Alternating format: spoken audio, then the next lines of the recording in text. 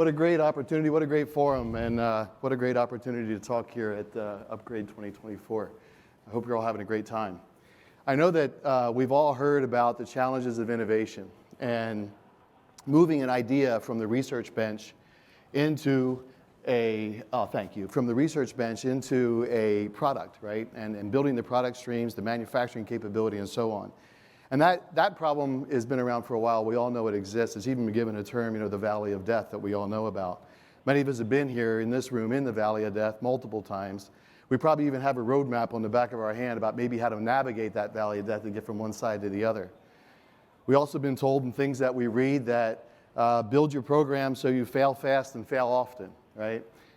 Look at unknowns, try and figure out where those unknowns are, ill-posed assumptions that you might have made when you start your program, and then uncover that stuff as fast as possible. So that way you have a chance to keep your innovation vision on track and all the funding and all the teams and all the things that have to go behind that. So I'm not going to talk about that stuff though today, even though they're very real challenges. What I wanted to talk about today was something that I haven't heard talked about too much, and that's the unpredictable nature of innovation and maybe how to try and harness that and weave this into your value streams. What I want to share today is this experience that, and lesson learned that I have had when I was a program manager at DARPA. I had the opportunity to be at DARPA. For those who aren't familiar with DARPA, DARPA is called the Defense Advanced Research Projects Agency. It's an organization in Washington, D.C. that is chartered to look at very high-risk technology. They have an attitude to accept high-risk technology as long as you also have a high chance of a payoff and a disruptive capability afterwards. The organization was developed based on when Sputnik was launched, and it surprised the United States that technology even existed. And we swore that we would not be surprised again. And so DARPA was created based on that. And I had the opportunity to be at DARPA for about 5 years. And so what I want to talk to you about is my experiences there. I'm an electrical engineer, and I'm also a neuroscientist. So when I went to DARPA, my plan was to create new technologies and new capabilities for people that have suffered traumatic spinal cord injury, and also people that have suffered amputation. You can imagine in the military, this is a big deal. On the front line, there's kinetic events, and when those events happen, people lose limbs. People get injured very severely. And as a matter of fact, spinal cord injury that happens in the military is usually worse than what would happen in the general populace. So in order for me to kind of talk through my story here, I need to introduce a couple of my programs. DARPA has these what we call moonshot programs, and I had an opportunity to create a few of these moonshot programs when I was there. So let's look at this situation here. So for traumatic spinal cord injury, over 18,000 new traumatic spinal cord injury cases happen every year. 305,000 people are living with spinal cord injury, and the lifetime cost, if you're 25 and you sustain a spinal cord injury at that time, can anywhere between $2 million to $6 million. Right now, there's a major problem with spinal cord injury as far as treating it. If you have spinal cord injuries, a traumatic spinal cord injury, the first thing that happens is you undergo a decompression surgery. You're rushed to the hospital as fast as possible. They try and remove any bone that is pushing against the spinal cord, and they also try and get the bleeding under control as fast as possible, because all of that is not good news for nerves and axons that are in your spinal cord. The longer that pressure happens, the longer the bleeding happens, the worst case it will be as far as the outcome. So there's this part called the acute and subacute phases of spinal cord injury. And when I was talking to a lead surgeon, Nick Theodore, up at Johns Hopkins, he had said to me, he said, Al, the problem is it's like a therapeutic black box. Right now what we do is we have the decompression surgery. We release the pressure the best we can. We get the patient as healthy as possible, and we sew things up, and we kind of hope for the best. We treat the patient systemically, but yet the problem is very local in the penumbra zone right there at the spinal cord that was injured. So if we could develop technologies that would actually measure what's happening at the spinal cord, at the injury site itself, then we might have a much, much better chance of saving spine. And saving spine and time is critical. Just like a stroke, right? You need to address these things very, very fast, otherwise neurons will die. So this talk isn't about the technologies that I was developing. It's about lessons learned and experiences that I had along the way. But in order to do that, I kind of have to introduce what the program was about. So in this case, Johns Hopkins was contracted to build some new capability that didn't exist before. The idea is can we actually look at, build a ultrasound device that looks something like this, that would have two different types of ultrasound transducers operating at different frequencies. One frequency focused on imaging, another frequency focused on sensing. And then there was another ultrasound device placed a little bit farther proximal from the injury site that was measuring healthy spinal cord. So you can compare the baseline healthy spinal cord against the injury site itself. You can also put in catheters to look at different biomarkers and sense what's happening at the site. Are nerves continuing to die? Is tissue continuing to die? Or is your treatment actually being successful? So that's what the Moonshot program was about. There was a number of teams that were contracted to help me along with this vision. But what I want to talk to you about today are a couple things. One is, this is the vision of the program. This is where all my money was. But there's a lot of things that happen along the way. There's a lot of off-ramps of technology that have equal value, if not more, than the amount of money that I had on my innovation program to begin with. And so, for example, the type of work that was being done in ultrasound is now actually the imaging analogy and the imaging algorithms that were being built to use the ultrasound device and actually image the microvascularization that was happening. That same technology is used now for foreign body object detection. So how often have we heard after surgery cotton balls are left in place, gauze is left in place? When these materials absorb blood, they look just like tissue, but they have different densities. And if you take ultrasound, the same technologies we developed for the spinal cord injury, and apply it here, you can now start to detect when foreign body objects are left in place before you actually sew up and put the patient into ICU. The same things for cranial patches. After you had, let's say, a brain tumor and a tumor was removed, you can use an ultrasound device to put on top of the skull and actually measure whether or not that tumor is coming back, and if so, and what the rate of that. Deep vein thrombosis, wearable energy patient triage, and so on. So my point here that I wanted to make is that when I first got to DARPA, I wasn't new to innovation management. I've been doing this my whole career. But when I got to DARPA, I was thinking that I need to defend the vision. It's that end device that I'm trying to build for the spinal cord that is so important. And it is. But along the way, there's these off-ramps that happen. There's discoveries that happen. And those discoveries can be equally valuable, if not more, than the original vision of your innovation program to begin with.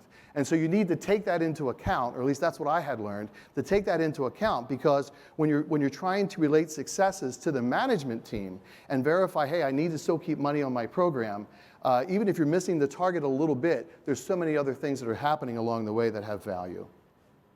So that was my first lesson learned. This is another Moonshot program that I created. Now remember, my whole goal was to try and reinstate or recreate capability for people that have lost function because of spinal cord injury or amputation. So the question is can we tap into the human nervous system and actually build new devices that can read from the brain, understand what the brain is trying to say, and you may be disconnected from your arm, your arm is no longer there, but in your mind's eye, it still knows how to talk to that arm. Or in a spinal cord injury, the signal's going down, is just not coming back. So if you can tap into those types of information sources, could you actually use your mind to control external devices? And it turns out that that's true. And you have actually now heard a lot about this in the press, and this is going to be my next point. But there was two things I was looking at. One is, let's assume you're a soldier on the battlefield. There's a blast that happens in front of you. It's a kinetic event, and it pretty much blinds you. There's so much damage done to the retina that even any hope of any sort of retinal prosthetic or anything like that is no longer available. But the optic nerve carries all that information from your retina back to the visual cortex. And that optic nerve has about 1 million fibers in it. So if you want to think about, well, if it's possible, could you recreate high-definition vision after you've lost your eyes? Where would you go? What would you do? Well, you would need to develop devices that have extremely high channel count, first of all, because there's 1 million fibers in this optical nerve. And you need to go back to the visual cortex. That's kind of the next step in the visual process pipeline. So we know that I knew that I wanted to develop these high-definition capability devices which do not exist today, or at least at the time. The other thing that I said is, well, I'm willing to give up high definition if I can give up surgery. So if we could do some sort of a brain-machine interface that doesn't require any surgical application at all, Now you can start opening up brain-machine interfaces to the able-bodied population, right? And there's other ways that you can treat maybe certain types of neural diseases and different types of trauma without having to undergo surgery at all. Now, wouldn't that be great? So looking at things like acoustics and optical, radio frequency, magnetic fields, different types of energy modalities, is there ways that we can communicate with the brain that we just didn't think of? So this is one of my other moonshot programs. So let's look a little bit at what came out of that. So there, on the left-hand side here, paradromics. They were developing a device. We actually talked about ALS in the earlier talk here. They were developing a device that people that have ALS, at some point in time, they lose the ability to speak. The motor control, all of that starts to degrade significantly. But remember what I said, the brain is still connected. The brain still knows what it wants to say. It just can no longer say it anymore. So if you have devices that you could put into the speech area and listen to what the brain is thinking and what the words are that it's trying to form, then you can build that into a capability that you can actually speak again, so regaining function. So they had raised over $87 million, I think, as of last I checked before this talk.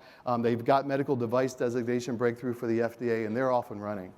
Another thing that happened along the way was when you're developing these devices to put into the brain, you have to power them. And nobody wants wires coming out of their head and so on. Having a brain-machine interface already is something you got to come to grips with. So is there a way that you can power these devices and have these devices powered in such a way that they're not so sensitive about how that transducer coil is aligned? And so some work out of Rice University, they came forward, they spun off a company called Motif. They just raised $18.7 million in a Series A. And this is now being developed for an implant for drug treatment for drug-resistant depression. And then the last thing I want to talk about here is a technology that's coming out of Columbia University, Campto. Ken Shepard and his team are developing a brain-machine interface that has 65,000 channels. This is far beyond anything that you've heard about before. When I'm talking about reinstating high-definition vision, it's these types of devices that are going to get us there. So again, this isn't a technology talk. This is a story about lessons learned and things that have happened to me while I was in this situation at DARPA. And you can imagine, with this type of success and these types of programs, the hype that goes around this. People are all talking about brain interfaces, reading your mind. And next thing I knew, I was in this situation. So while I'm a scientist and I know how to relate to my scientific teams, I know how to manage them and take them down the path of trying to get to success, knocking on the door was HBO, was 60 Minutes, was MIT, Wall Street Journal, right? Saying, hey, we want to do an article on this. This is breakthrough. This is amazing stuff. We want to get there. Now, you can imagine some of this was great. You can also imagine, for example, the Daily Beast, Elon Musk's mad science, right, could take brain-controlled computing mainstream, right? Brain Hackers in the Fall of Rio on HBO. Right? So what I was thrown into here was this very quick realization that if I want to save my innovation and try and make changes for people that really need it and recover function for folks with spinal cord injury, I got to get in front of the hype. Because if I don't, the stories are going to be different than what really they should be. And so whether you like it or not, this stuff is coming forward. And so I had to make a decision, and I don't like being in front of the camera necessarily, but what happens is I had to get in front of this, and I had to start telling the story in a way that I knew was accurate and that I believed in, and to make sure that I could represent my technology the best way possible. So what I learned is to be this fervent technology advocate. There is a term for this called the technology evangelist. And it's part of you has to be science, right? You have to understand how to relate to your scientific team. The other part of you has to understand how to relate to the executive team and the public affairs.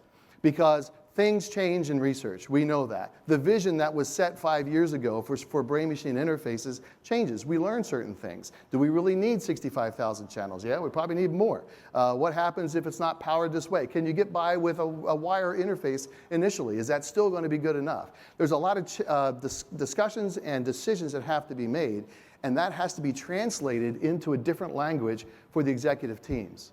What does it mean as far as market share? What about this change in engineering? Now does it mean that my market share will be different? Will my penetration be different into a market where I'm trying to get into? And then ultimately, shaping that story and working with public affairs. So this isn't a spin doctor. This is a person that really genuinely understands and believes in the technology, the integrity, the transparency of what's happening, and the actual impact that this technology can have on humanity. And so this was another major lesson learned that I was not necessarily ready for, but I had to grow into this position. And frankly, it was just critical in order to save the programs. And then finally, my point is that innovation is clearly a full contact sport. I'm a little bit concerned when I hear that some people may be appointed, like you're the innovation officer in a company, right? They create a new position. You're the innovation officer. And that's great, and I think those positions are perfect.